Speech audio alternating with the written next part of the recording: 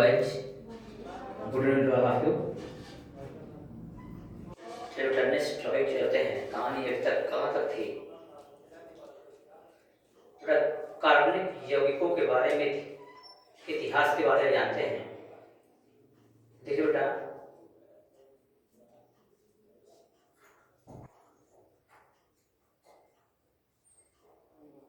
कार्बनिक यौगिकों का क्या इतिहास है? तो जानते हैं कार्बनिक यौगिकों के इतिहास के बारे में। तो इसकी हिस्ट्री है, कार्बनिक यौगिकों के इतिहास के बारे में थोड़ी बहुत जानते हैं। कार्बनिक यौगिकों का क्या इतिहास है? देखिए बेटा, जो आपके ऑर्गेनिक कंपाउंड्स हैं, ऑर्गेनिक कंपाउंड्स या कार्बनिक यौगिक, बेटा ये ऑर्गेनिक कंपाउंड्स जिसमें लाइफ या जीवन होता है, इसको पौधों या सजीवों से बनते हैं। ठीक है बेटा, जो इनऑर्गेनिक कंपाउंड्स हैं, ये इनऑर्गेनिक कंपाउंड्स को बोलते हैं अकार्बनिक यौगिक। ये बेटा इनऑर्गेनिक कंपाउंड्स जो हैं, ये आपके निर्जीव नॉन लिविंग थिंग्स से बनते हैं। देखिए बेटा, ऑर्गेनिक कंपाउंड्स का इतिहास की हिस्ट्री क्या कहती है कि ऑर्गेनिक जो कंपाउंड्स होते हैं, जो आपके कार्बनिक यौगिक होते हैं, ये कार्बनिक यौगिक आपके पौधों या सजीवों से, ये बेटा आपके पौधों या सजीवों से मिलकर बने होते हैं। कहने का मतलब है इन ऑर्गेनिक कंपाउंड्स बनने के पीछे एक दैवी शक्ति होती है। इस ऑर्गेनिक कंपाउंड्स के बनने के पीछे एक दैवी शक्ति होती है। उस दैवी शक्ति के द्वारा ही ये ऑर्गेनिक कंपाउंड्स बनते हैं। ये पौधों या सजीवों से ये ऑर्गेनिक कंपाउंड्स दैवी शक्तियों के द्वारा बनते हैं। लैब में इनको नहीं बनाया जा सकता। लेकिन बेटा इन ऑर्गेनिक जो कंपाउंड्स हैं, जो आपके अकार्बनिक यौगिक हैं, ये आपके अकार्बनिक यौगिक, समझ में आ रहा है? ये बेटा इनऑर्गेनिक कंपाउंड जो आपके अकार्बनिक यौगिक हैं, ये आपके निर्जीव वस्तुओं से बनते हैं, जिनको हम लैब में बना सकते हैं। लेकिन इस कार्बनिक यौगिकों को लैब में नहीं बना सकते। पुराने समय में क्या था? पुराने समय में साइंस और अध्यात्म दोनों का एक ही कंजुगेशन था। लेकिन इस समय साइंस और अध्यात्म अलग अलग है। बताया जा रहा था बेटा कि ऑर्गेनिक कंपाउंड जो बनते थे, ये एक पौधे सजीवों के द्वारा बना, जिसमें लिविंग थिंग, जिसमें जीवन होता था, उससे बनते थे। कहने का मतलब इनके बनने के पीछे एक दैवी शक्ति हुआ करती थी, जिससे आपके ये ऑर्गेनिक कंपाउंड्स बनते थे। और जो निर्जीव वस्तुओं से आपके इनऑर्गेनिक कंपाउंड्स बनते थे। लेकिन बेटा 1815 ईस्वी 1815 ईस्वी जे बर्जीलियस का कमेंट है। 1815 ईस्वी बर्जीलियस का कमेंट है। बर्जीलियस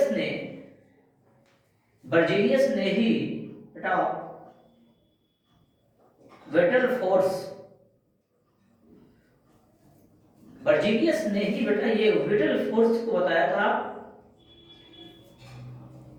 कहा था विटल फोर्स दैवी शक्ति बर्जीलियस ने ही बताई थी कि दैवी शक्ति से बनते हैं ये आपके ऑर्गेनिक कंपाउंड्स।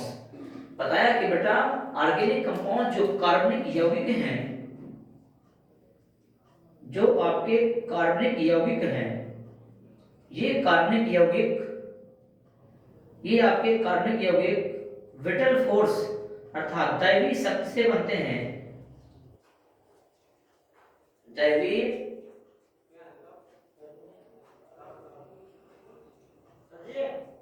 शक्ति से बनते हैं।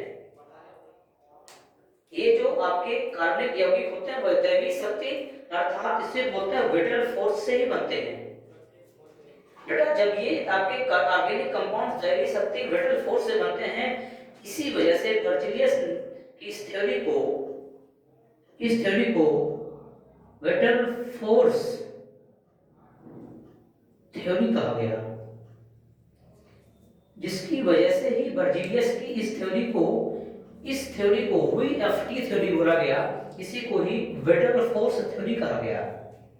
क्योंकि बर्जीलियस का ही कमेंट था, बर्जीलियस ने ही कहा था कि दैवी शक्तियों से ही आपके ऑर्गेनिक कंपाउंड्स कार्बनिक यौगिक बनते हैं। क्योंकि बेटा जो दैवी शक्तियां होती है ना, बताया कि ये सब भगवान, आखिर में देखा जाए भगवान तो सबको बनाया है, लेकिन बताया कि कुछ ऐसी दैवी शक्तियां जिसकी वजह से ऑर्गेनिक कंपाउंड बनते हैं, ये आपके बर्जीलियस का कहना था। बर्जीलियस ने अपने इस विटल फोर्स थ्योरी जैव शक्ति सिद्धांत में इस चीज का वर्णन किया है। लेकिन बेटा 1828 ईस्वी में फ्रेडरिक होलर 1828 ईस्वी में फ्रेडरिक होलर आते हैं। जब तक फ्रेडरिक होलर नहीं आए तब तक बर्जीलियस का सिद्धांत जायज था, चलता रहा। 1828 ईस्वी तक चलता रहा। 1828 ईस्वी में फ्रेडरिक होलर आते हैं और 1828 में फ्रेडरिक होलर ने वो करके दिखाया, कहा कि ऑर्गेनिक और इनऑर्गेनिक जो कंपाउंड्स होते हैं इनके बीच एक रिलेशन होता है। क्योंकि जो कुछ कहा था बर्जीलियस ने कि ऑर्गेनिक कंपाउंड दैवी शक्ति से बनते हैं, अर्थात पौधे या सजीवों से, और निर्जीवों से इनऑर्गेनिक कंपाउंड बनते हैं, फिर भी इन दोनों के बीच कोई भी रिलेशन नहीं होता, तो डिफरेंस होता है। लेकिन 1828 ईस्वी में फ्रेडरिक होलर ने उल्टा कर दिया। उन्होंने उल्टा क्या कर दिया बेटा, लैब में अमोनिया के कार्बनिक यौगिक NH2CONH2 अर्थात यूरिया का संश्लेषण किया। लैब में उन्होंने प्रयोगशाला में अमोनिया के कार्बनिक यौगिक यूरिया को बनाया। क्योंकि बेटा यूरिया जो है वह प्रयोगशाला में बनने वाला सबसे पहला कार्बनिक यौगिक है। इसका सबसे पहला संश्लेषण किया गया था यूरिया का। क्वेश्चन पूछा जाता है, बहुत इंपॉर्टेंट क्वेश्चन है। प्रयोगशाला में सबसे पहले किस कार्बनिक यौगिक का संश्लेषण किया गया था? यही यूरिया है। ठीक है, इसी यूरिया का ही प्रयोगशाला में सबसे पहले संश्लेषण किया गया था। फ्रेडरिक होलर ने लैब में इस अमोनिया की इस ऑर्गेनिक कंपाउंड्स कार्बनिक यौगिक यूरिया को बनाया और उन्होंने करके दिखाया और कहा कि कोई दैवी शक्ति नहीं होती, कि कोई ऐसी दैवी शक्ति है जिसकी वजह से ऑर्गेनिक कंपाउंड बनते हैं। तो कोई दैवी शक्ति नहीं है दुनिया में, लैब में सबको बनाया जा सकता है। इन्होंने उल्टा करके दिखा दिया कि लैब में ये जो कंपाउंड्स बने हुए हैं, कंपाउंड्स को लैब में प्रयोगशाला में बनाया जा सकता है। ये जो आपके बर्जीलियस ने जो कुछ भी कहा था गलत है। और फ्रेडरिक होलर के आने से और उसके बाद कई सारे साइंटिस्ट आते हैं, इनके बाद कई सारे साइंटिस्ट आते हैं और कई सारे साइंटिस्ट कई प्रकार के कंपाउंड, जिस प्रकार कोलवे आते हैं वो भी मीथेन का संश्लेषण करते हैं। इस प्रकार कई सारे साइंटिस्ट आते हैं और कई प्रकार के कंपाउंड बनाते हैं लैब में ही। वहां से बेटा इस जे बर्जीलियस की जो VFT थ्योरी थी, जो विटल फोर्स थ्योरी थी, इस VF थ्योरी का खंडन हो जाता है, ये वहां से नेगलेक्ट कर दी जाती है। ये है बेटा ऑर्गेनिक कंपाउंड्स का इतिहास है, उसकी हिस्ट्री है। चलिए नेक्स्ट चलते बेटा, नेक्स्ट टॉपिक की ओर। समझ में आए? नेक्स्ट टॉपिक की ओर चलते हैं।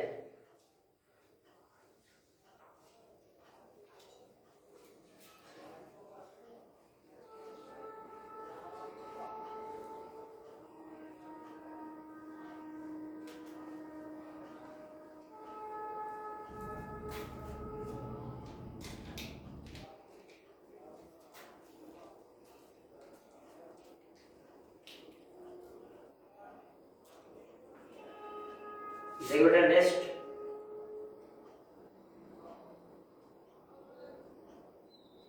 कार्बनिक यौगिकों, बेटा क्या करते हैं, इस कार्बनिक यौगिकों का इसमें हम दर्शाते हैं। ठीक है, देखिएगा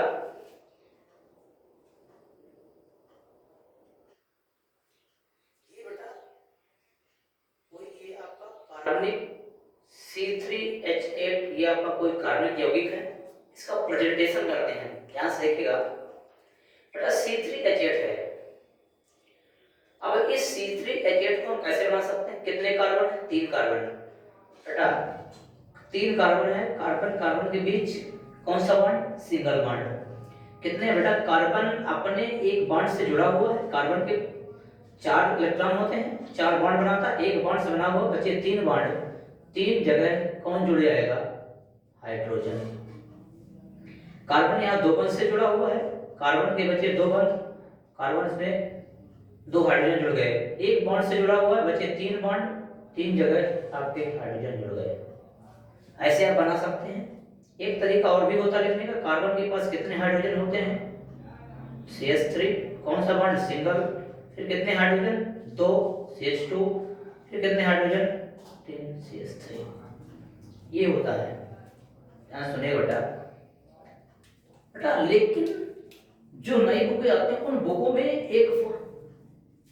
एक ऐसा फार्मूला है जो बहुत ज्यादा फेमस है, बहुत ज्यादा फेमस बुकों में, आजकल की बुकों में जो आते हैं, कौन सा है, जिसको बोलते हैं बेटा हम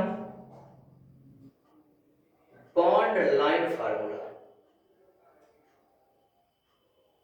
बॉन्ड लाइन फार्मूला जो बहुत ही फेमस है। अब कैसे बनाते हैं बॉन्ड लाइन फार्मूला में, बेटा बॉन्ड लाइन फार्मूला को बनाने के लिए सबसे पहले इसके रूल्स को जानना है। इसके रूल क्या होते हैं, नंबर फर्स्ट रूल क्या है, बॉन्ड लाइन फार्मूला बनाने के लिए सबसे पहले रूल नंबर फर्स्ट क्या है, कार्बन को डॉट से प्रदर्शित करते हैं।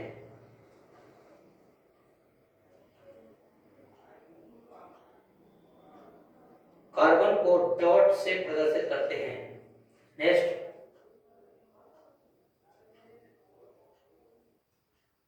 कार्बन के साथ जुड़े हाइड्रोजन को नहीं दर्शाते हैं। ये सेकंड है। थर्ड है बेटा, थर्ड जो रूल है सुनेगा, थर्ड रूल में दो रूल होता है कि कार्बन को डॉट, कार्बन क्या है, कार्बन को डॉट से प्रदर्शित करते हैं, कार्बन के साथ जुड़ी हाइड्रोजन को नहीं दर्शाते हैं। तीसरा बेटा, किसी भी कार्बनिक यौगिक, कोई भी कार्बनिक यौगिक है, इस कार्बनिक यौगिक में हाइड्रोजन को छोड़कर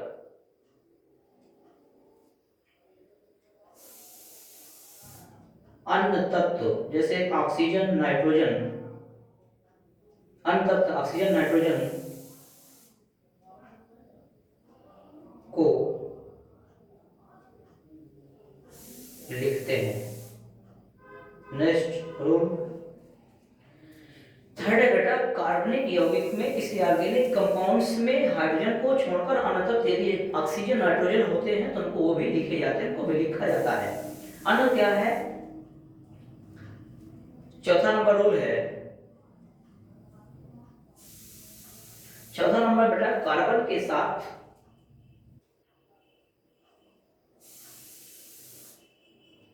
हाइड्रोजन के साथ जुड़े हुए तत्व जैसे ऑक्सीजन, नाइट्रोजन आदि को भी दर्शाते हैं। ये आपके रूल्स हैं। बेटा जब आप बनाओगे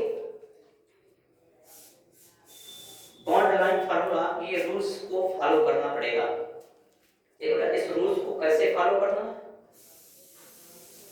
देखो बेटा C3H8 की बॉन्ड लाइन फार्मूला बनाते हैं, देखिएगा पहले गौर से। C3H8 का बना रहे हैं,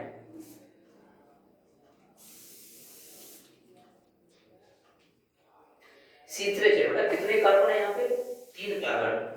तो 3 कार्बन को C3H8 की स्ट्रक्चर बनाने जा रहे हैं, बॉन्ड लाइन फार्मूला। 3 कार्बन है, 3 कार्बन को सबसे पहले क्या करते हैं, डॉट से प्रदर्शित करते हैं। एक ये कार्बन, एक ये कार्बन, ये कार्बन।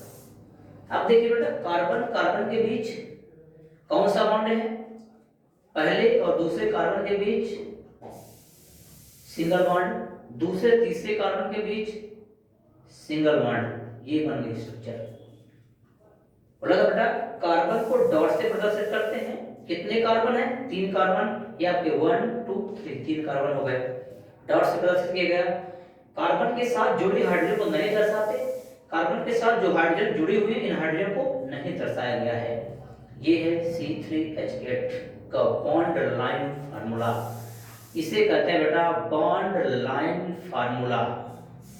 ये है बेटा। अगला देखिएगा, यदि ऐसा कुछ दिया हुआ है बॉन्ड लाइन फार्मूला में, यदि बेटा ऐसा बना हुआ है, तो यदि इसको हम बनाना चाहें, सबसे पहले कितने कार्बन है, 3 कार्बन, तो ये आपने 3 कार्बन दिखाया। फिर देखिए कार्बन के बीच कौन सा बॉन्ड पाया गया, सिंगल बॉन्ड, ये दिखाया गया। बट अब कार्बन कितने बॉन्ड बनाता है, 4 बॉन्ड। कार्बन किस एक बॉन्ड से जुड़ा हुआ है, बचे 3 बॉन्ड। 3 बॉन्ड कौन पूरा करेगा, हाइड्रोजन। ये हो गया। कार्बन यहाँ कितने बॉन्ड से जुड़ा हुआ, 2 बॉन्ड से, बचे 2 बॉन्ड कौन पूरा करेगा, हाइड्रोजन। यहाँ पे सिंगल बॉन्ड से जुड़ा हुआ, बचे 3 बॉन्ड, कौन बनाएगा, हाइड्रोजन। ये है इसकी स्ट्रक्चर। या दूसरे तरीके में बनाना चाहें तो कार्बन के पास कितने हाइड्रोजन, 3। इस कार्बन के पास कितने हाइड्रोजन, 2। इस कार्बन के पास कितने हाइड्रोजन, 3 हाइड्रोजन। ये स्ट्रक्चर बना सकते हैं। ये है, इसी को लिख सकते हैं C3H8। ये है, मेरी बात समझ में आई। ये bond line formula number first बनाया गया। सेकेंड स्ट्रक्चर बेटा बनाते हैं CH3 CH2 CH2OH। यदि इसकी स्ट्रक्चर बनाई जाए, देखिएगा कैसे इसकी स्ट्रक्चर बनाते हैं।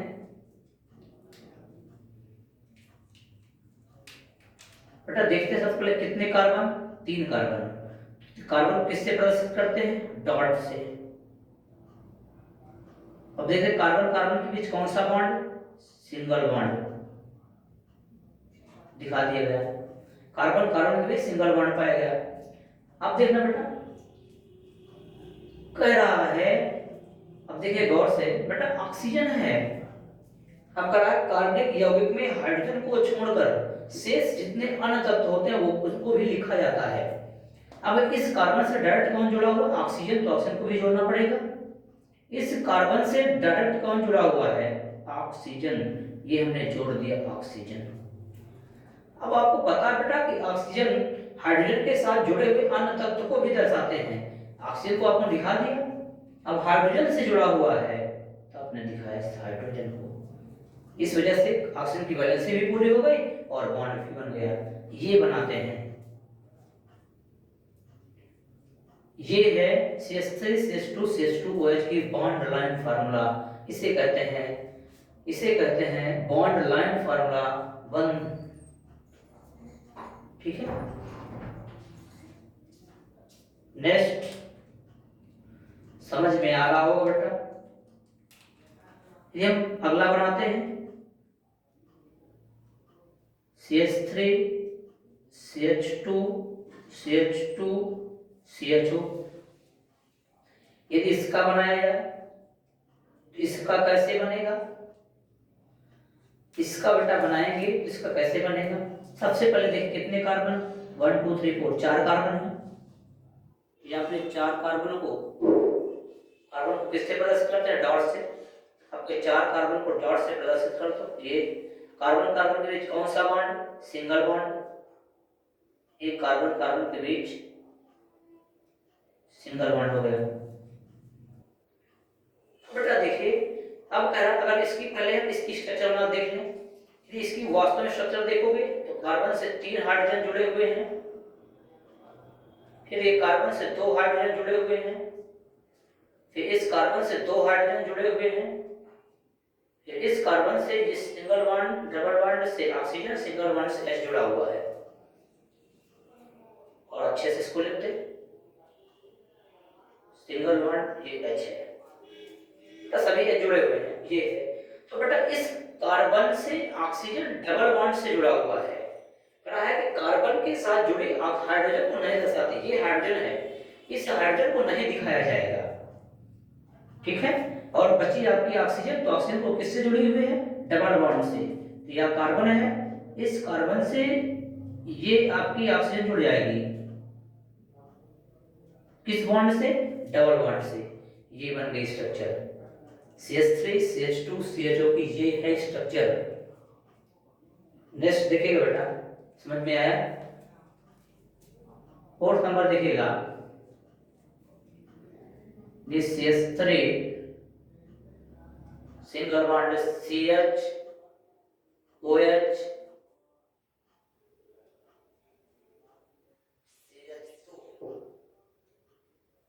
CHO, ये है। यदि बेटा सबसे पहले देखते कितने कार्बन, 1 2 3 4, 4 कार्बन है। 4 कार्बन में आपने बनाया एक कार्बन, ये 2 3 4, कार्बन कार्बन के बीच कौन सा बॉन्ड? Single bond. ये कार्बन कार्बन के बीच कौन सा बॉन्ड होगा बेटा? सिंगल बॉन्ड, 4 कार्बन होगा। अब देखिए बेटा, दूसरे कार्बन से क्या जुड़ा हुआ है? दूसरे कार्बन से जुड़ा हुआ है ऑक्सीजन। क्या जुड़ा हुआ है? ऑक्सीजन। तो कार्बन से ऑक्सीजन जुड़ा हुआ है, तो हमने कार्बन से ऑक्सीजन को जोड़ दिया, क्लियर।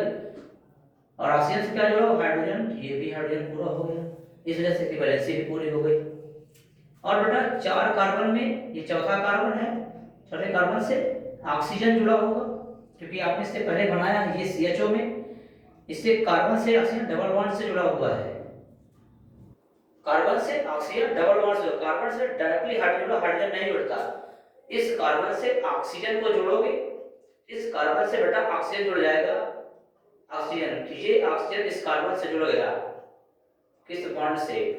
डबल बॉन्ड से, ये ऑक्सीजन जुड़ गया। ये है इसकी स्ट्रक्चर, ये है बॉन्ड लाइन फार्मूला, इसे कहते हैं बॉन्ड लाइन फार्मूला, ठीक है बेटा। इस तरह हैं, ये रहा आज का आपका टॉपिक, बहुत इंपॉर्टेंट टॉपिक बेटा। यदि मेरी बात समझ में आई हो, यदि पढ़ाना अच्छा लगा हो, तो आप please like share and comment करिएगा। यदि समझ में ना आया हो तो आप कमेंट कर सकते हैं, दोबारा वीडियो आपको मिल सकता है, प्रोवाइड करा सकते हैं, लेकिन please like share and comment जरूर करिएगा। Thank you.